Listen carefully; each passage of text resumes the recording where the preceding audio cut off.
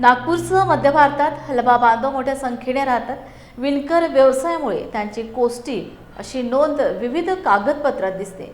प्रत्यक्षात कोष्टी नोंद असलेले हलबा असल्याचा शासन निर्णय निर्गमित करून या समाजाला आरक्षणाचा लाभ द्या अशी मागणी मध्य नागपूरचे आमदार प्रवीण दटके यांनी विधान भवनाच्या पायरीवर आंदोलन करीत केले. प्रवीण दटके म्हणाले, शासनाने केंद्र शासनाकडे हलबा समाज बांधवांची समस्या दूर करण्यासाठी घटना दुरुस्तीची शिफारस करावी. हलबा बांधवांसाठी संत कोलबा स्वामी हलबा आर्थिक विकास महामंडळ तात्काळ स्थापन करावे. अधिवेशन सुरू झाल्यापासून दोन तरुण युवक हलबा समाजाच्या प्रलंबित मागण्यांकरता उपोषणाला बसल्या. डॉक्टर कोहाड आणि जगदीश खापेकर.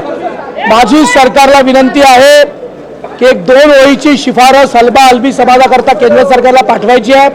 अनेक बैठकी झाल्यात, त्या बैठकांमधला हा प्रश्न सोडवला गेला नाही. या अधिवेशन काळात एक बैठक घेऊन तात्काळ हलबी समाजाचा प्रश्न सोडवावा अशी माझी माननीय मुख्यमंत्र्यांकडे, माननीय आदिवासी मंत्र्यांकडे विनंती आहे. तात्काळ बैठक घेऊन हा प्रॉब्लेम सोडवावा.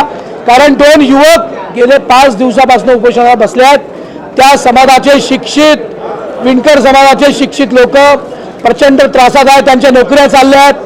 त्यांच्या केंद्र सरकारच्या विभागातल्या, राज्य सरकारच्या विभागातल्या अनेक लोकांना आत्महत्या करण्याची पाळी येते आहे आणि त्यांच्यावर अन्याय होतो आहे.